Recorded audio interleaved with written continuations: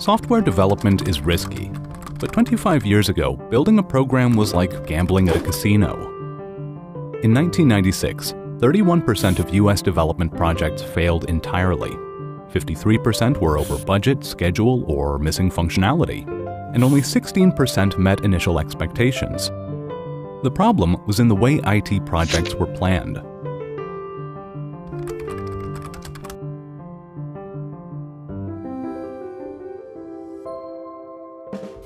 In the 1990s, software development usually looked like this.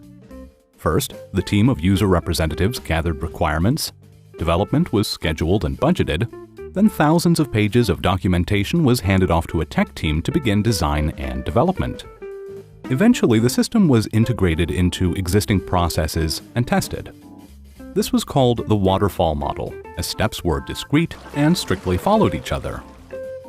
Today, the drawbacks of this approach seem obvious. Planning and documentation could take months. But what if you've made a mistake and the software solves non-existent problems? This would then be revealed only at the end of the cycle, and estimating new features that need deep research was essentially guesswork. An additional headache became evident in enterprises and complex projects. How to translate business requirements to technicians? Project managers and analysts that worked on analysis stages spoke a language completely different from the one engineers spoke. Programmers like solving tech puzzles, not business problems. And this made the gap between planning and coding even deeper. There was a need for someone who'd take the technology leadership, have a high-level view on the problem, and suggest a solution expressed in a language accessible to technicians. In 1999, engineers from Rational Software, led by Philippe Cruchin, suggested building software in short iterations, reevaluating assumptions and results at the end of each development phase. This technique was called the Rational Unified Process, and this partly solved the first problem related to long planning and a feedback cycle. However, today most development teams use other iterative and agile methods like Scrum, Lean, and Kanban. But Rational, by bridging the gaps between requirements and technology, helped address the second problem, communication difference. Later, this practice was dubbed solution architecture, and the role of the person leading it, solution architect. The term architecture was borrowed from the construction industry to highlight the complexity of problems. These were enterprise systems after all. The term also depicts a vantage point. Architects oversee the big picture without diving into low-level technical details. Today, we know three main roles related to architecture: enterprise, solution, and software architects. First, there were enterprise architects and software architects. Solution architects weren't initially recognized either in enterprise architecture frameworks like TOGAF or in software development ones like Rational. But sometime in the mid-2000s, the role emerged as a middle ground between a wide enterprise perspective and a narrow tech perspective. Ultimately, the roles differ in how high their vantage points are. Enterprise architects consider the big picture and oversee the entire corporate tech ecosystem from the business perspective. Solution architects work with specific products and define how they answer the business questions with technology. Software architects specify the structure and behavior of a system described by solution architecture from a technical perspective only. Any software development starts with gathering requirements from a diverse group of people: stakeholders, user experience specialists, or even end users. Business analysts are in charge. They document requirements in user stories, short descriptions of product behavior from a customer perspective. These are functional requirements. There are also some non-functional ones: the general qualities of software, its speed, maintainability, security, and some others. Besides requirements, any project has its own constraints: a budget, manpower, time, licensing, and risks. A business analyst provides a solution architect with all these inputs. The architect is responsible for converting them into a high-level technical guide. But there's an additional level of complexity. Usually, a product never exists alone. It must fit into the current enterprise architecture, other systems a company has been using before. For instance, if you use an old legacy monster, your shiny new admin panel must be able to tame it and communicate with it. So a solution architect considers existing enterprise architecture to make sure that a new product fits well in the existing ecosystem.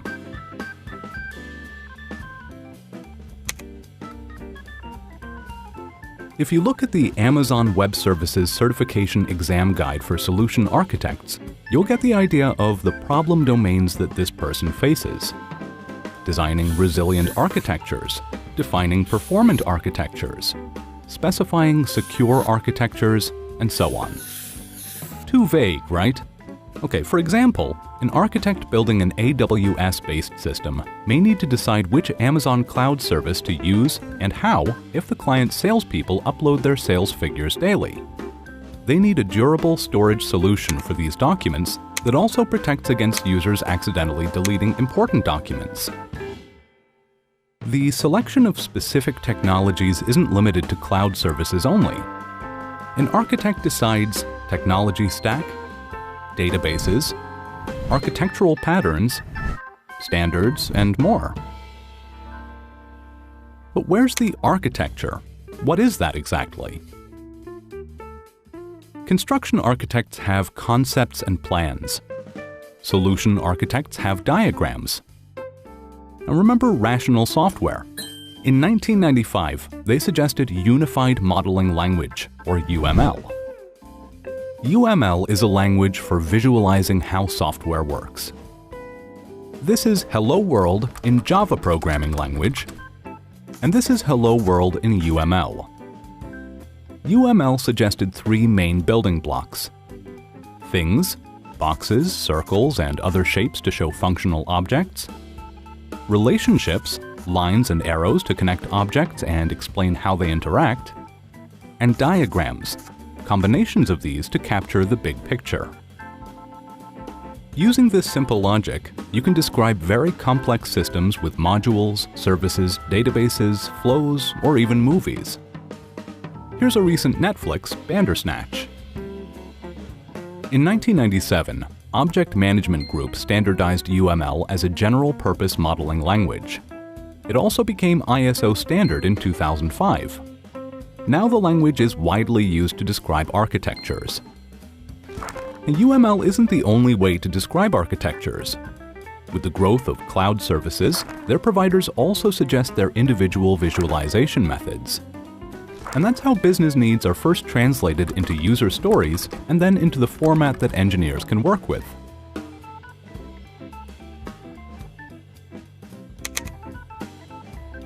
The ability to win the hearts and minds of our customers while explaining abstract technical concepts as they relate to business value is a must. And this is a quote from the job posting for a solution architect in one of the tech companies. Solution architects do lots of talking. Diagrams look static, but making them, reiterating, and tweaking entails a lot of communication with different parties, stakeholders and project managers, to capture the business problem and pitch a solution, business analysts to work over requirements, enterprise architects to fit a solution into the corporate ecosystem, engineering team and software architects to break down tech details, many people, besides that one guy that's always at the coffee machine. But who's qualified for this kind of job? Usually, solution architects have engineering backgrounds and a pedigree of complex projects.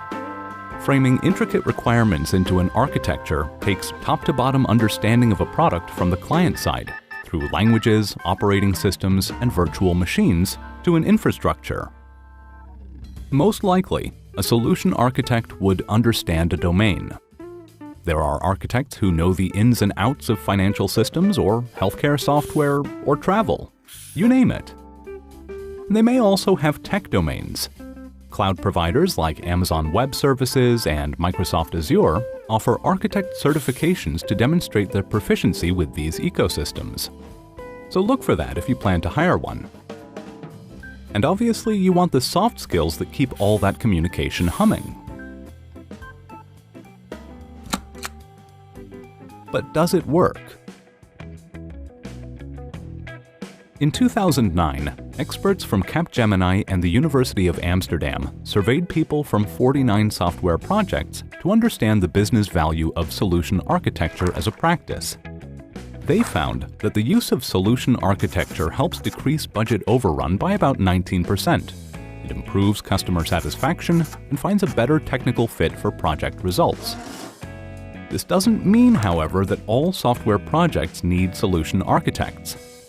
If you build landing pages, integrate small modules, or make minor iterative improvements, most likely you won't need dedicated solution architecture.